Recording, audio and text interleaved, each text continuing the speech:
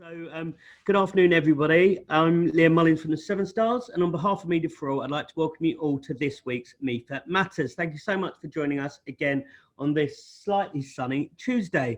So Media for All was founded in 2018 by Naren Patel. He's down in one of these squares somewhere. And it's made up of BAME role models in the advertising industry. Now, our focus is how we can recruit, retain, and help individuals from these communities to really rise within their organisations and within the wider industry. So we were thinking how we could do that, and this platform was definitely one of the ways. So we think that part of our role is how we can bring conversation and education to the table, which is why we launched MEFA Matters. And it was all about giving a forum for people to ask difficult or awkward questions and help ensure that everyone has the right language and vocab to be able to have the right conversations. Today, we're going to be talking about why is it that people of colour have to carry a disproportionate amount of the burden when it comes to affecting change. And when we think about the aftermath of the George Floyd tragic murder, it was our black employees that we asked, and in some cases, maybe perhaps we lent on to help organisations to respond. And we know that was tough, and we know that many people found it maybe slightly unfair. I hope I'm not talking being too over the top with that they had to reveal further personal trauma on top of already feeling extreme emotions themselves after their tragic death. Now, last week we had a slightly different view, not on that specific point, but just Shani Mears from the Elephant Room made the point that people from Black, Asian and minority ethnic groups had a responsibility to carry the flag and be the people that bring about change. And I also get that too. No one else is going to do it for us, so we have to fight louder, harder and longer. Yes, it's tiring, but change often is. And that's why we need strong allies and strong support from all areas across the industry. So it's kind of that debate we wanted to get into today a little bit. We know that, it's hard work, it's tiring, but we also know that, there's a bit of an undue burden put on some people of colour in terms of making that change happen. And that's what the debate's about. Now, I've dropped into the chat here a bit of a safeguarding message. We always just like to do that in case people are triggered or in case people are feeling that they might need emotional support following the panel. And we direct them to our partners and our friends down at NABS, who are brilliant. They've got an advice line that's open to anyone in the industry, and the email and the phone number is just there. So I'm just going to introduce today's panel. Guys, give us a wave. So first up, we've got Shups, and Shups is commercial director from ForwardPMX, and he's one of our long-standing MEFA mentors and is always a brilliant panelist. So thank you for joining. We've got Colette. Colette's the founder of brand consultancy for social change, Brand by Me. Hey, Colette. Lauren is the head of response at PhD and does some fantastic stuff across the whole Omnicom group in terms of driving some of that change that we're just talking about. Elizabeth is a co-founder of brilliant media agency 16x9 Media. And last but not least, we have Naren, who's the godfather of the outdoor industry and also, as I've already said today, the founder of our very own Media for All. Now, if as we're going through, you've got questions, we really encourage you to put them in the Q&A down below. As I've said already, it's a bit of a safe space. And I know there's awkward questions that we all have from time to time. You don't have to put them in with your name. Feel free to put them in anonymously, and we'll try and get to as many of the questions where it makes sense to pause today. However, we are going to start off with our big topic for today. So, Shups, I'm going to go to you first. I'm going to say, we talked about that tension. How do you manage that tension between wanting to proactively help and support your organisation right now and not taking on the entirety of that emotional impact of that change? And I guess be really interested to take your point on that, but also what advice have you got to people of colour trying to drive change from within? Hi Liam, hi everyone. I think, first off, I'm going to have to admit that it's really hard to manage the emotional side of it and the tension of and the wanting to get involved. I'm currently on 3 boards within Forward, and there's a real want to drive that change, but and half the time I'm feeling, yes, I can do this, and then there'll be moments where you just go, you know what, this is just too much. Now what I am fortunate enough to have is on those 3 boards, groups of people that are working with me, and I guess there's a piece of me that needs to learn to ask for help, to ask for the support, to be there to contribute and ideate and kind of respond to questions, but not take on the entire load of kind of getting things done. Like as a driven individual, you're kind of like, yes, got to do this. But at some point you need to kind of sit back and listen to yourself and understand how you're coping and lean on others around you. Now, if you don't have what I have, which is a network within the business, we've created boards, we've created networks of people to lean on, then it's understanding who outside of your company you can turn to kind of, you know, to hash out some of these questions, to let them know how you're feeling as well. It's really important to address how you are feeling about it. And sometimes I find you don't actually know until you vocalize. Like you don't necessarily understand that you're going to break down into tears until you start the sentence. And then all of a sudden you find you cannot finish the sentence. And that's not a problem. That's good to get the emotional side out, but you also need to then understand and find safe spaces to have those conversations and to you know, address the emotions that you're feeling.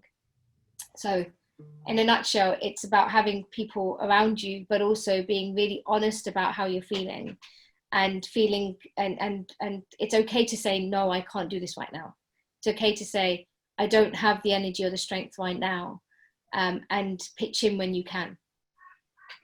Thanks, Shups. And, you know, I think we've all felt a massive mental toll of, you know, this whole corona thing in its entirety. And I think stopping, pausing, admitting that you can't always do what it is you really want to do or feeling pressure about it, I think is super important to kind of ask yourself that question: how am I feeling? How am I doing right now? And we don't often ask that enough. Claire, coming to you with a similar question, you know, what advice, you know, I guess how are you feeling first, Claire? I'll start off with that. Hope you're well. And, you know, what do you think about that kind of balance between driving change? It's hard work, it's rewarding work, but slow. But also, how do you manage that with your mental well-being and how you make sure you're okay, you don't get that burnout? Yeah, like Ships, I'm really like struggling with this at the moment and the balance of it. I would have given a completely different answer had you asked me at the end of this week. And then this week, it is like the emotional burden has hit me like a truck. So what I would say, this is stuff I've had to be consistently putting in place. It's a little different because obviously it's not within my organisation. There are 4 of us, and to be clear, the emotional labour is not big. If anything, it's brilliant, and I'm lucky in that my team, I have that sort of, I guess, that collective around us of like buoying each other up. But I guess in terms of driving change and feeling the weight of that, I think the first thing I would identify and I'd be really clear on is kind of being clear on what's in it for me. When people are asking you to take this stuff on, is being super clear on what's in it for me personally, and making sure that there's, you know, that you are very clear on the benefit for you. And if there is no benefit for you, you know, this is not necessarily, you know, unless it is, you know, charity and volunteering work you're doing. I think I would question why you're doing that at all. I think the second thing, and it links to what Ships has said, is set some really clear boundaries. I love the thoughts, by the way, about, you know, checking in with your own emotions and you know, finding people around you. I would endorse those, but I think set some clear boundaries too about when, where, how you're going to engage with this stuff. So for me, for example, I was very clear, even who you're going to engage with on it too. So for me, I put people into some very clear groups. Some people were like, hell no, if you come, you know, and not individuals, but the type of thing that people were requesting from me. And it was like, hell, I had to be really clear, hell no. I know you're like asking me things I really want to help, but it's hell no, because the way you're coming at this is all wrong, and I'm just not, you know, that's going to be a no. You know, people that are coming with a lot of guilt and I can't do anything, I'm not your sounding board. And by people I mean sorry to be clear, white people coming with a lot of guilt. I got a lot of that at the beginning, and I had to just close that down.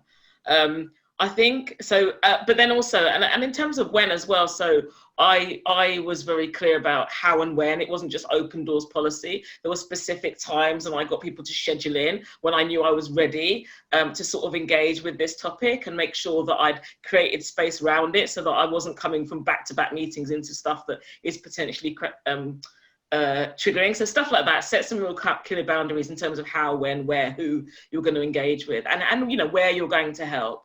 And then I think within that, set some rules of engagement. So we've talked here about safe space, I think, and Ships has talked about that, and I think that's really important. I think I was on, I did something 2 weeks ago, and they had a really brilliant sort of rule of engagement, whereas that this is not a space for education.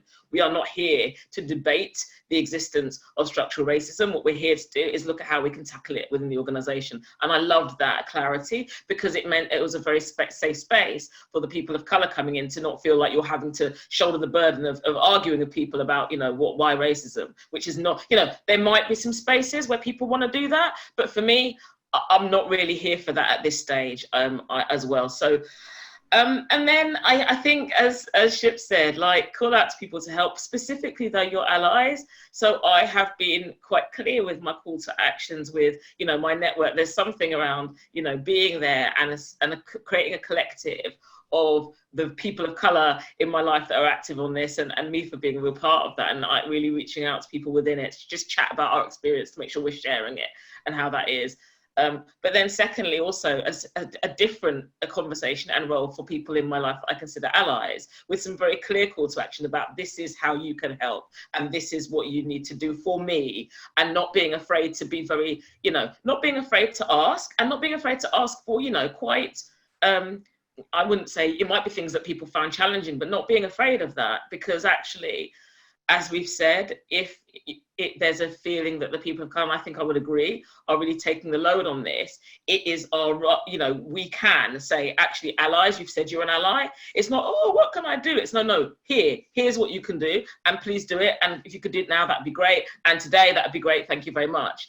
And then, like Ship said, feel free to step away at any time if your criteria are not met, if people are overstepping your boundaries, and if fundamentally, emotionally, this is taking too much of a toll. Step away without apology, without feeling guilty, because actually there is so much work to be done here. It is not all on you, individuals, even collectives within organizations, even your employee group. It is not on you to do the whole work. And actually, if you're feeling that burden, it's because other people are not picking up the slack.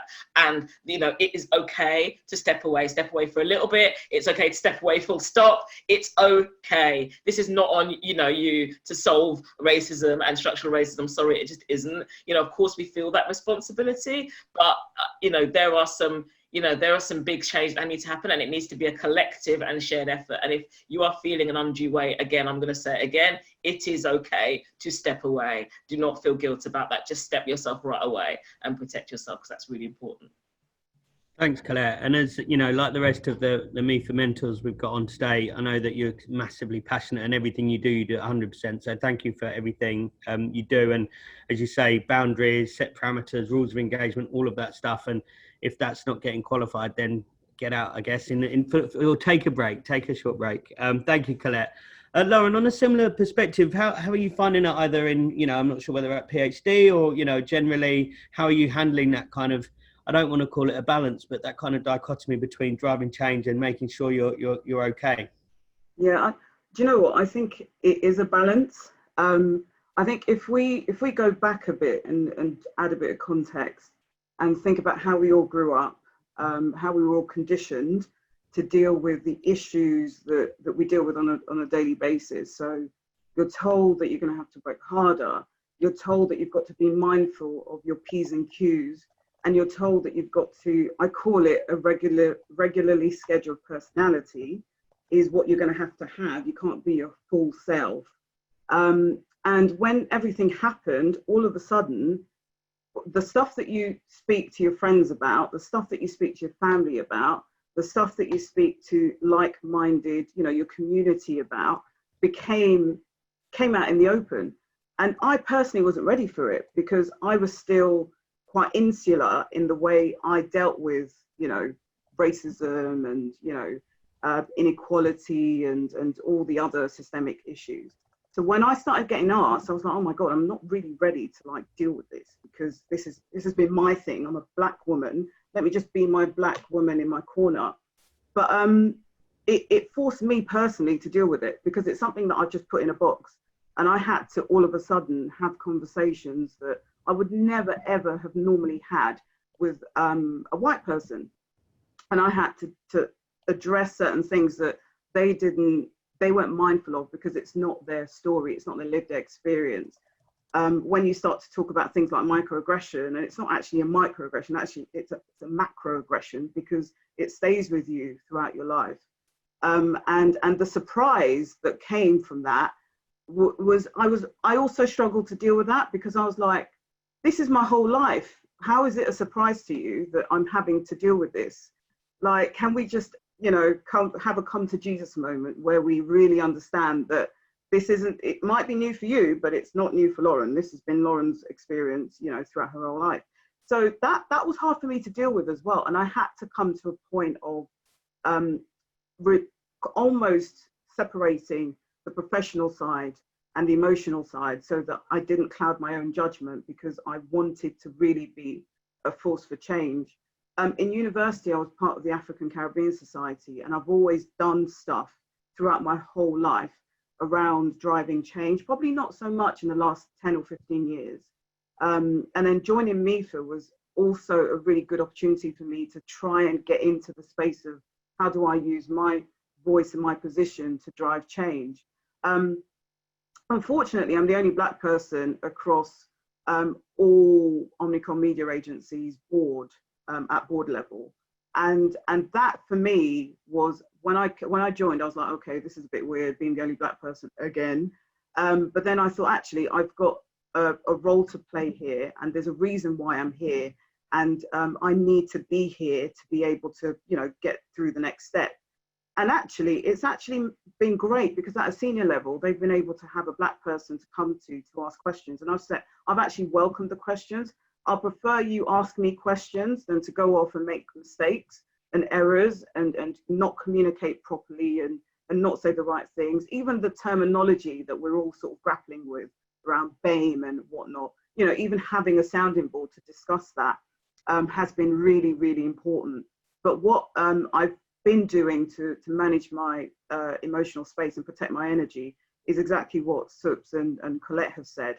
You have to learn how to take yourself out of certain situations when it's becoming too much. You also have to learn when you're going to burn out. There's going to be times where you just want to keep going, and you are going to be stopped in your tracks by your own sort of mental and physical energy, because you're not stopping yourself. I spoke to my CEO a couple of weeks ago, and I bursted out crying for no reason. And I just thought, I don't do crying. Not that I'm saying I'm not emotional, but not to my CEO. And I was like, I'm so sorry. She was like, no, do not apologize. Take the rest of the day off and don't tell anyone anything. And having that allyship, having her to be able to say that is so important. And I think that was why I allowed myself to be vulnerable, and to allow myself to even, you know who you can cry to, right? You know who you can be comfortable crying to. And also knowing when enough is enough. And I love Colette's point around other people picking up slack. I'm leading one of the advisory boards at Omnicom level for all the multicultural initiatives that we're having. And I have said, well, when it comes to recruitment, that is not my responsibility. I will help you to try and find resources to support you in, bringing more Black and minority ethnic people into the business, but that's not going to be my responsibility. And you have to know when things are not going to be your job, and lean on other people. And obviously the other great stuff about allyship and having communities, WhatsApp groups, like the MEFA Matters WhatsApp group is lit. Stuff like that is really important. So that's Thanks, Lauren. A couple of observations. Firstly, I think, that your point about it was your story, and it just because of something horrendous that happened somewhere, then it became your responsibility to tell your story within 24 hours without any warning or any. That's super hard for anybody and everybody to deal with. And I think this article that Colette found and shared around our lit group, we will call it our lit group from now on, Lauren, is really, really worth the read. And I think, a lot of people say if it's everybody's responsibility, then it's everybody's responsibility. Read that article and you can understand in there some of the stuff that, you know, even I will have done to some of my black colleagues, and you know, you don't realize the additional pressure and additional situations you're causing by just having those things. The other thing I think is really important that you mentioned, Lauren, is about allyship, and I think that's kind of where I'm going to go with my next question to Elizabeth, I think. And Elizabeth, what if it's everyone's responsibility?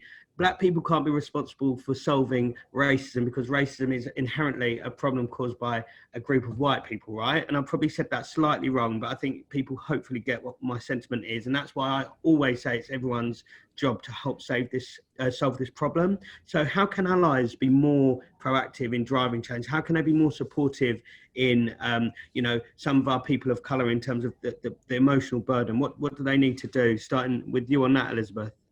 Sure, and thanks to be on this again. It's brilliant. I'm going to flip it, you know, and sort of say, well, you know, ask, you know, sort of saying to, I guess you're black, or, you know, a person who's leading the way or being asked to lead the way, but actually ask what support that person needs, you know, and this is on the understanding they're actually comfortable within that area that they are actually driving. So, I mean, I don't think I want to be, let's say, in a place where you are looking to change the narrative and talking about whether it's black people or Black Lives Matter or diversity, and you are all one hue, and that is not a hue of a brown or black. You know, I would want to be in the room, or certainly have someone in the room who's representing me. However, when you've done that, there needs to be an understanding of the impact on that. And in order to understand the impact on that person, you need to educate yourself. It's not just that I'm a brown person and therefore maybe I might not have, you know, had access to certain jobs, or I might be the only person in the room, or you know, other things. It's not that surface. It's not just about the color. You know, it's the impact and the years of impact. And as Lauren sort of said, I mean, I suppose the average sort of black person has been that other person when they walk into the workroom. You shift yourself a little bit. You know, there is a certain, you're almost like dual, which is crazy, really. And I guess as time comes along, you begin to start bringing yourself together, because as you grow, you move up the scale, you have the confidence to be able to do that. So allies need to understand that it's not just about asking a brown or black person to be in the room to talk about brown or black, you know, issues, and then put it out there for them to sort of follow. The other thing I would sort of say as well is this comes around the need to, and this is on the. I had a conversation with someone very recently, and she was sort of on a junior level, you know, within her organization. And this whole Black Lives Matter sort of thing had happened, and the company simply hadn't addressed it at all, you know. And so she took it upon herself to actually address it in the room, which is basically, what are you doing? And then they turned around and said, yeah, that's actually great. We should be doing something, put something together. Now, you can imagine, if we are on our levels, I see myself and Lauren, you've been on the board, at least you have enough confidence to be able to go, well, hold on, you know, here's, you know, what I think, and here's what, again, you're on kind of level playing field. You've put the burden on a more junior person to, one, not that it's because of their position, but it really is about their sort of experience, to one, be able to talk about this issue, two, put a whole policy together for this company, and then somehow make you accountable for it. Now, they wouldn't necessarily think about that, but that is the massive burden. That is the actual logistics burden. They then have their other job, and then they also have the emotional element they have to work through. So I'd say to your allies, or our allies, when you are looking to put this group together, you know, which hopefully you recognize that you need to put together, and it may have come from anyone in the organizations, which isn't a bad thing, that's fine. You then need to actually provide the support and ask what that support that person needs emotionally as well as logistically, and mix it up within the room. That's really what I would certainly say to those. And HR is a key point, sort of a person or department within that, because they have the ability to be able to negotiate stakeholders. So if you've got some people who maybe don't know how to go about it, or, you know, they don't know how to, you know, coin certain things, or they don't know how to describe things, your HR person hopefully will be equipped to be able to at least navigate that, you know, better, because they're slightly more, I suppose, at arm's length and sort of objective to be able to navigate that and keep the narrative going, because that's the other thing, keeping it going. And I agree with Colette. I'm exhausted, but I want to keep going. But you are exhausted, you know. Do you know what, Elizabeth? Number one, thanks again for joining today. And I'm going to say this really carefully, because we've got some fantastic HR colleagues, you know, in the industry, some fantastic HR people in MEFA. Absolutely. We have to be honest, though, that the HR function and what they're paid to do is to drive that equality, inclusivity. And why there's not 500 companies, HR teams on this thing each week listening to how they can make a difference, why it's taken so long for us to get to where we've got to, why have we not got a more equal platform for all of our individuals who work in the industry? That's their job. That's what I'm going to say about that. Before I say too much. Well done.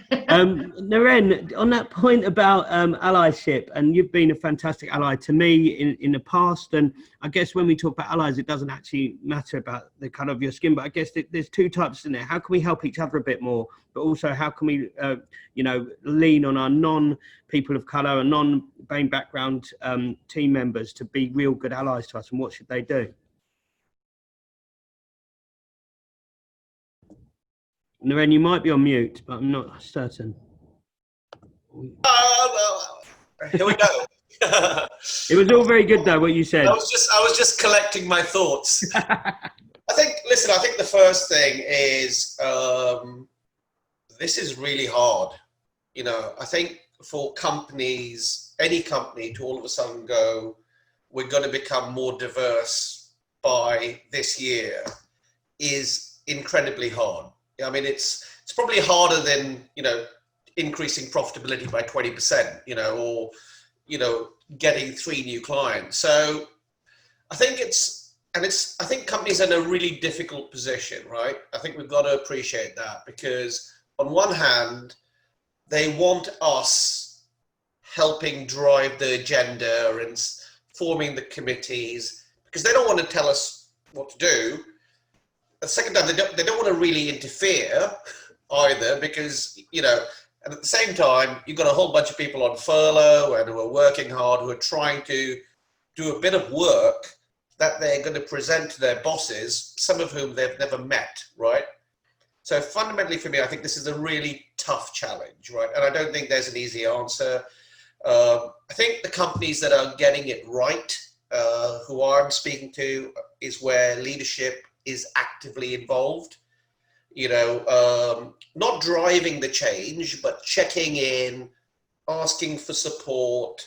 Do you need anything? And I think fundamentally there is a great thing I heard the other day when I was in one of these groups where somebody said, you know, do we need to be telling them, or should we be shoulder to shoulder with them? And I said, listen, you've got to be shoulder to shoulder, because these guys are your allies, right?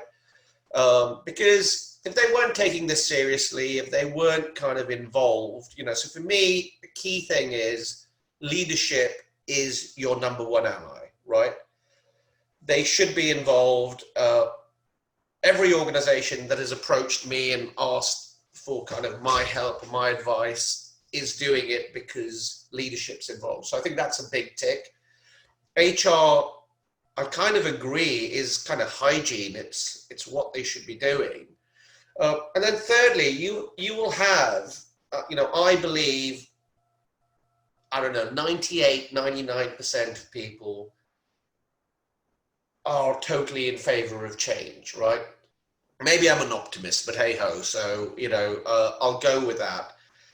And, you know, you'll find those people there in your organization. Go and speak to them, right?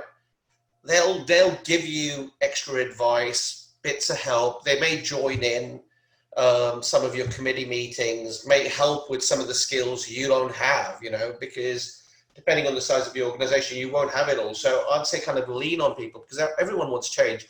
And I think then externally, I think, you know, the number of people we've had approach MEFA who have said, I've got to set up a D&I committee. can you help me? And we've connected them with different people who kind of know what they're doing. So there are people out there, go on the internet. I think the internet's a great resource. So, but I think allies need to be internal and external. But I think your biggest ally has to be the leader of the business, because that's going to kind of really get change, really.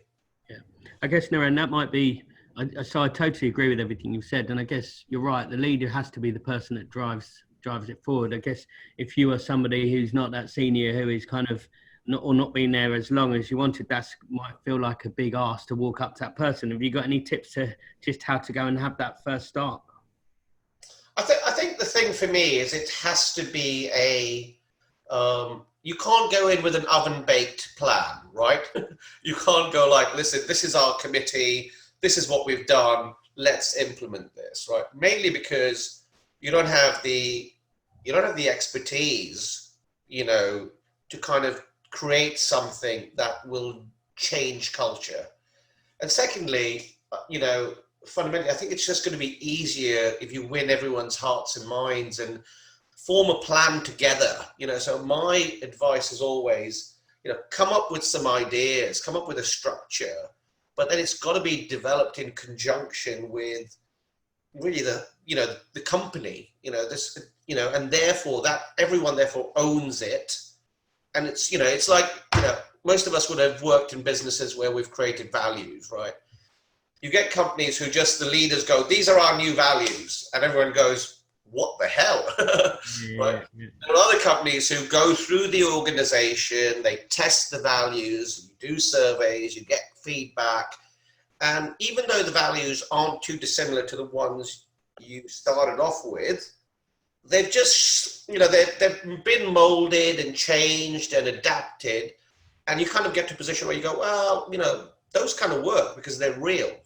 I think that's going to be the same with these programs. If they're not real, I think by the year end, they'll just be in a draw and, we'll have missed our opportunity really. So I think for us, we have to engage with the whole organization to kind of get that change going.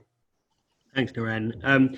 Thanks to everybody who's answered opinions and given their, how they're feeling and all of that. Is really, really honest and really good debate and conversation. We've had a few questions coming through, and one of them, I'm going to go back to one of the first questions, came in anonymously, and I think it's one for you, Colette, which is, and I'll read it a little bit verbatim. It's like, I love the idea of thinking about what's in it for you, but can you give some examples of what might be in it for someone? I feel a responsibility that my company needs to act appropriately and support BAME people internally and externally. So I feel that I have to help and get stuck in, but it totally can be exhausting. So I think that kind of is the crux of how a lot of people are feeling at the moment. I just wonder what's your advice, or how do you empathise with that, Colette, in terms of some of the things you were talking to earlier? Yeah, I do. I completely understand it. So when I say, first of all, it can be exhausting. And I think, as we've talked about, listen to what everyone said in terms of that self-care and managing that and setting those boundaries. In terms of what's in it for you, some examples from things that I'm observing, but also things that I'm seeing. And it comes back to those rules of engagement, really. So I had been speaking to somebody at kind of major broadcaster for ages and ages, probably about 6 months, wanting to get Brand by Me and to do some personal brand work for the people of colour within the organisation. And it just wasn't going anywhere. There was no budget, the budgets had been cut, and it was just going back and forward.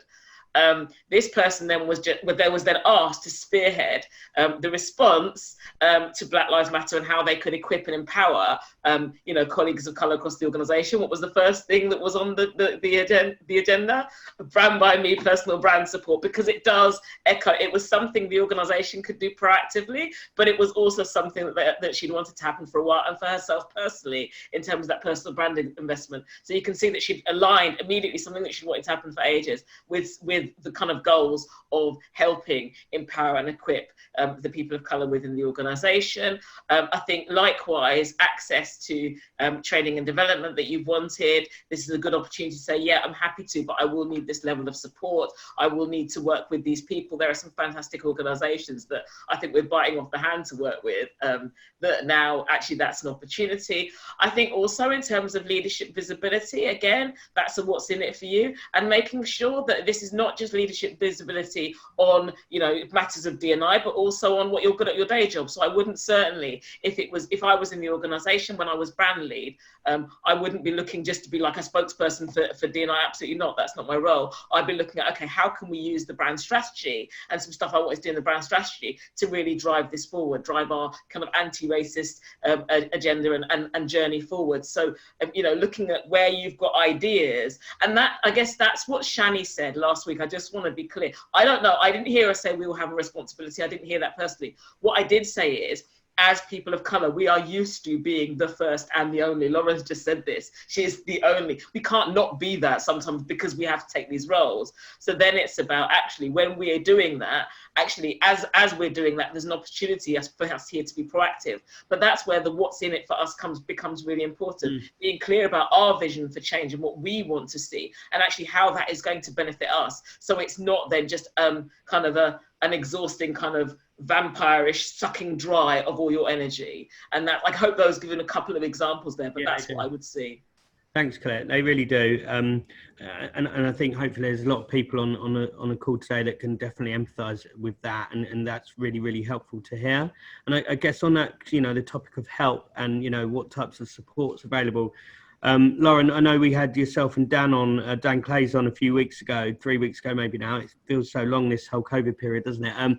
And you were talking about some of the amazing things that Omnicom are doing in this area and really spearheading a lot of new initiatives, which is brilliant. I guess, you know, what would be your like top three kind of go-to places of support for, you know, someone with colour in their organisation? Again, that's coming as an anonymous question there today. Yeah, so I know that we talked about HR doing their job. I actually think HR can be probably not the best place to go all the time, especially if, you know, and look, I think my HR team are fantastic, love them to bits.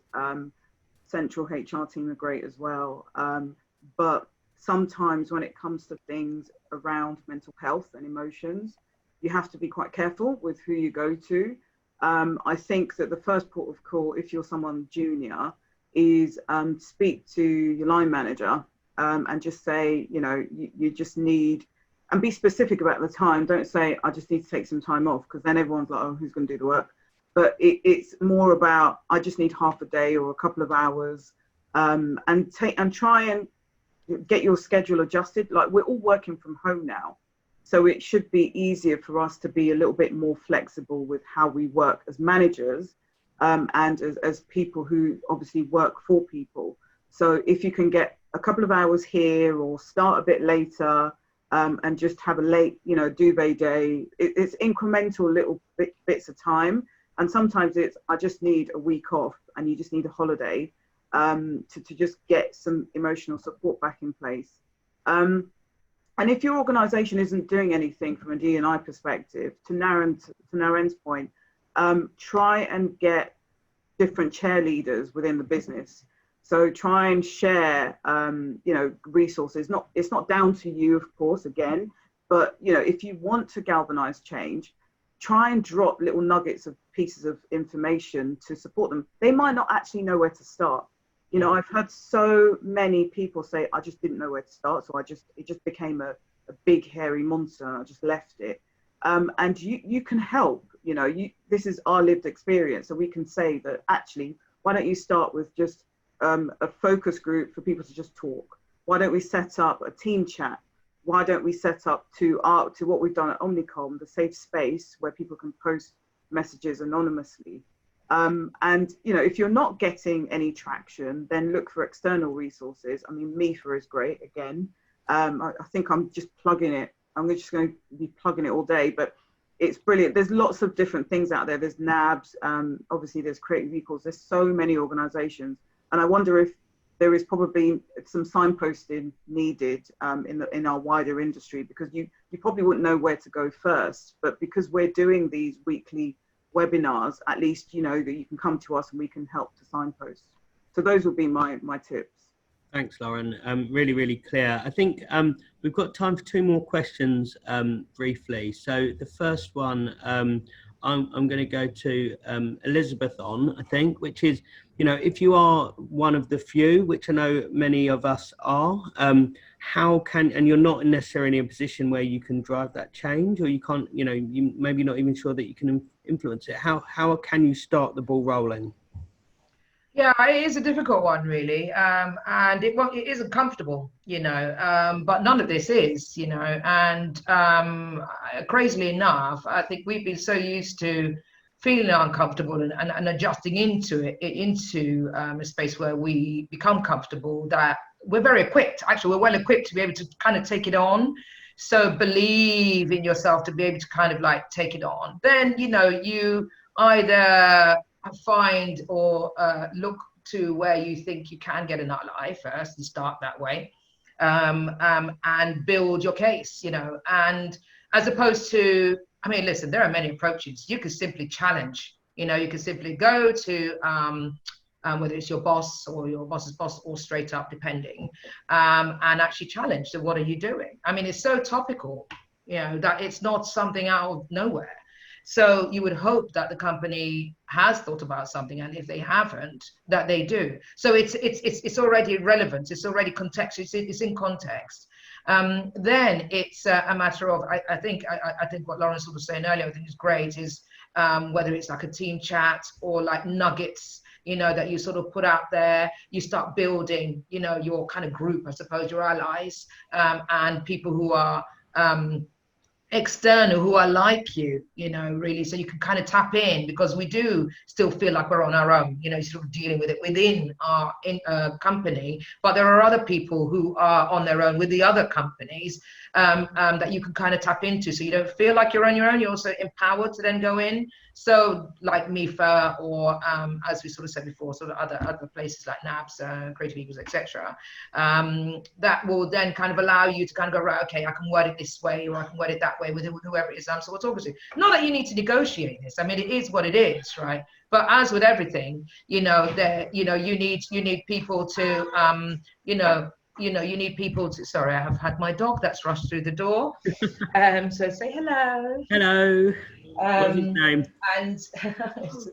And you need people to be able to be part of your group. Apologies for that. So it is going to be uncomfortable, but I would say that once you get over that first hurdle, which is who you're speaking to, because it's so relevant and sort of current, you should hopefully be able to kind of gain traction and go for it. The fact that you're even thinking about it is a great thing, but you're certainly more confident than I guess maybe you allow yourself to think. And it's just how you position it, and arm yourself with stats. Literally the facts, you know, arm yourself with it all, you know, right, here's what it is, here's the stats, here's where we're at, here's where we're at, what we do, and I'd like to be involved in that, and take it from there. And if they are still saying we're really not interested, or if we don't think there's a problem, then, yeah, you kind of need to kind of question where you are. Thanks, Elizabeth. I think that's very clear. I think the stats piece, our friend Joey from Global is one of our MEFA mentors. He's Mr. Stats. So have a look on our MEFA website, and there's a lot of, there's over 50 people that Naren's curated in terms of there to be mentors and can help and support. So if you do need help, reach out to one of us. The last question for today is a bit around, and again, this is an honest one, but I'll read it out verbatim. It's if your organisation has hired an in-house diversity and inclusion specialist, how important is it for them to have had lived experience in order to relate to and understand the staff of colour within their organisation? And I think was it Colette, were you going to give us a closing remarks on that? I did. I've put a really long, I think I've put a really long answer in the Q&A box, so I'll keep it short. if this person, so I think it depends. If this person is looking at across wider D&I, then that's a different specialism. If you are bringing in someone to tackle structural racism or build your anti-racist approach, my view and a view of experts in this area that I've seen a lot is that that person does need to have lived experience and a very clear brief around tackling structural racism. But I'm also going to say really clearly, if you're expecting one person to come in, wave a magic wand and make this all okay, that's just not going to happen either. So a lot of the, I think Lauren has identified a really brilliant approach in terms of, and Ships too, in terms of setting up collective teams of people and bringing in experts across your organization to partner with those teams so you can facilitate safe spaces, so that you can identify very specific areas of training where you need, and it being this collective effort versus expecting one person, whoever they are, whatever their lived experience, to come in under a guise of broad D&I and then specifically look at racism. That's just unrealistic. So yeah, I guess hopefully that is a long answer in there, but basically it depends on what you're asking them to do. If it is about tackling structural racism, my answer is yes, please, lived experiences, but the ability and the chops and the skills to use those to really drive action and change. Thanks, Colette. Thank you, Colette, and thank you, everybody. Thank you, Lauren. Thank you, Naren. Thank you, Elizabeth, and thank you, Shups. It's been a really good chat this week, and thank you all for your time. And sorry to everybody that we've run over, but it's been super powerful and honestly gold dust stuff that hopefully people are scribbling. I've been scribbling down while I've been listening anyway. So I think the only thing I'm going to say is there's an article that I'm just going to post in, I'm going a bit off piece with all this posting this week, that I'm just going to post from The Guardian, and it's come out today, and it's basically a survey of the, the last 3 years, the amount of BAME representation in the UK's top jobs. So it kind of identifies these 1,100 jobs out there, and it said in 3 years that's not moved at all. And if you read that article, there's no police chiefs, there's only 6 BAME council leaders, there's only one, and it goes on and on and on and on. And I know Colette set the topic for next week, so I'm not going to get in trouble with Colette, but what I would say is that we will be talking about that on one of these MEFA Matters very soon. How do we drive top job representation? Because we can't wait as long as we need to wait if we start from grassroots. So what are we going to do? How are we going to do it? Thanks again. We will be sharing this link on our fancy YouTube page relatively shortly. It takes a bit of a while for Zoom to generate the video, but look out there. As we've said, have a look at our website to find yourself a MEFA mentor if that's something that you think would be helpful. Get in touch with NABS if you need any support or help. And all I'll say is look after yourselves. It's really, really tough. Whatever you look like, wherever you're from in the world, it's tough right now with this COVID thing. So take time in the morning, ask yourself that question, am I all right? And if you're not, there's resource out there, stuff you can do. So have a good week, and we'll see you all again very soon. Cheers, everybody.